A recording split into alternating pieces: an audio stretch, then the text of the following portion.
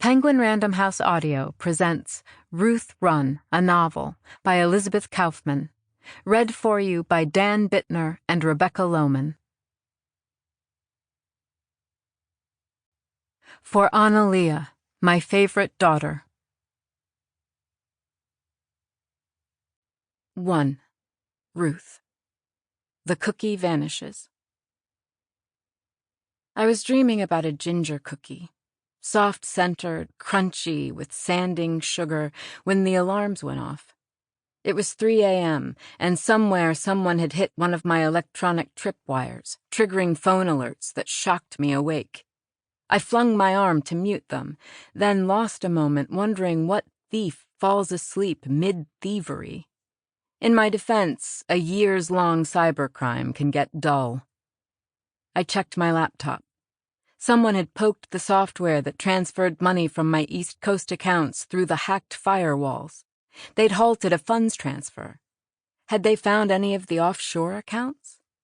Either way, it was time to delete everything and go, past time. My years of peaceful bank robbery were done. As I started removing scripts and scrubbing log files, I asked myself for the 100th time, cover up first or get away? That answer should be in some crime FAQ. But a compelling advantage of digital theft is that your hunters rarely start where you live. Someone had discovered my work and was probably searching for me, but my apartment was dim and quiet. I ordered myself not to freak my shit. I still had time to clean up and get out. No one could see me here. 2. Mike. Watch her run. Ruth adjusted her shoulder bag and turned a slow 360. She wore her brown jacket, jeans, running shoes, a plain white blouse. In the bag were 2 prepaid phones still in plastic, a charger, toothbrush, hairbrush, wallet, and passport, a pen and a small yellow pad, 2 changes of socks and underwear, large sunglasses, a pink Bic lighter, 1 very good blonde wig, a Red Sox cap, and $25,000 in $20 bills still stacked tight in violet bank bands. Early sunshine streamed into the room, illuminating the airborne dust. She stood and studied every surface. I knew she was wondering what she had forgotten, what was left to help a man hunting her. She'd swapped her hard drive for a backup full of card games and crochet animal patterns.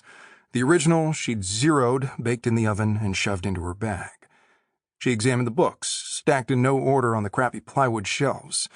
Account numbers scrawled in the margins? No. Random self-betraying scribbles? Impossible. But this situation was outside her experience.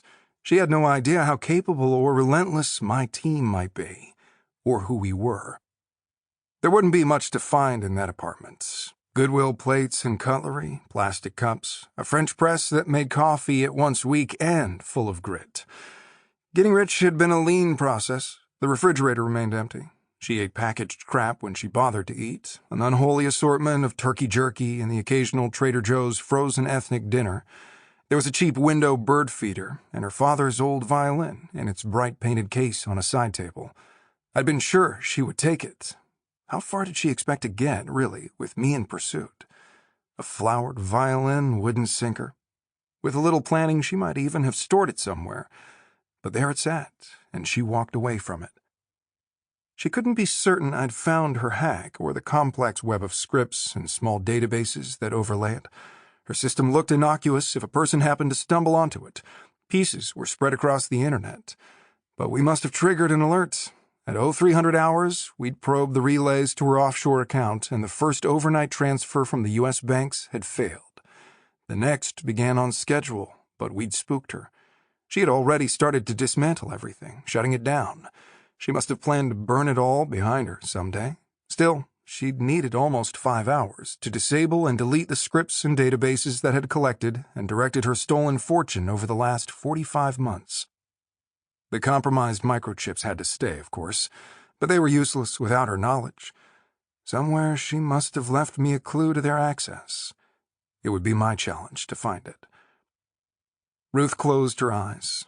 She always got away. That's how it worked, I'd made sure of it.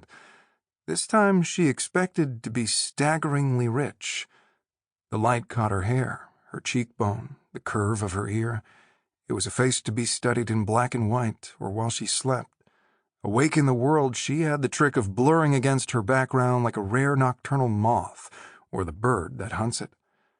I memorized her face on the screen. It might be my last chance to look at Ruth before she could return my scrutiny. She turned again, clockwise this time, unwinding herself from that room, that home, then walked out through the tiny kitchen, carefully locking the door behind her. 3. Mike. Her first wrong turn. On the street, Ruth strode to her car. It was the dry season in Northern California. The sky was a relentless blue, and fuchsia bougainvillea sprawled across the trellised porches. She didn't stop to admire it. She didn't look for me. She climbed into her grubby Civic, started it, and pulled into the street. Then at the stop sign, she hesitated. Parked around the corner, engine running, we waited for her to choose an escape route.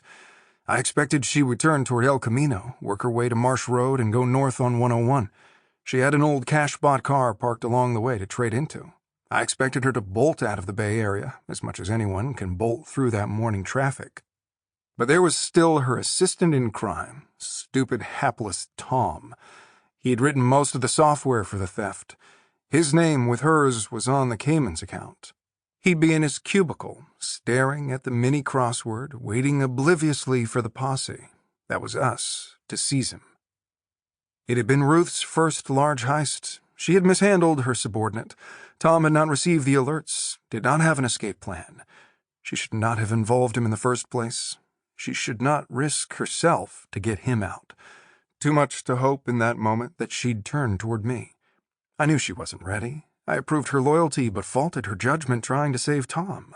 That choice was her first hint of instability. A honk behind her. Ruth startled and turned right. She was going to the office. 4. Ruth. No bread in Moab. I love one thing more than money. Food. It's a fact about me. You know when you're lying there after sex and your partner asks, "What are you thinking about?" They want to hear you or us or love, but my answer is always food. Not food in general. It's something specific. Maybe a Macintosh apple warm off an autumn tree, or a Neuhaus dark chocolate praline with a double shot of perfect espresso, or a hot, fresh croissant. Of course, I don't share these thoughts. I'm aware my answer doesn't fit the storyline. Years ago, I put aside my first love to go after my second, because food can't buy money. But money can buy food, and most other things as well, like security of sorts, and free time, and maybe a good dog with a yard to play in. Even things without price tags come easier when you're rich. Health, friends, safety in the dark. Some people plan to sleep when they're dead. I've promised myself to eat when I'm rich. By that, I mean I'll eat what I want. In the meantime, food can't be important. It's stupid to talk about life balance. Distraction won't advance any serious goal. I think that balance shit comes from successful people trying to knock out competitors, tossing misdirection behind them like mental tack strips. Every person has a hard limit for focus, for effort, for love. No one is smarter eating Stumptown cold brew coffee ice cream at the keyboard, or spreading a ripe brie de meaux on a thin slice of toasted baguette with a strip of prosciutto, a dab of fig preserve, and black pepper while she checks undocumented gates in a microchip. So I quit food, and I also gave up sex. It wasn't productive. When I'd first moved to California, I'd hooked up with the best microchip engineers I could find. They loved to lecture a girl about their work. Their foreplay amounted to a short course in electrical engineering. Soon enough, I'd noticed their libraries were all the same and decided it was more efficient just to read the books. Hanging on some rich arm was never my goal. I always knew to get my own. Sample complete. Ready to continue?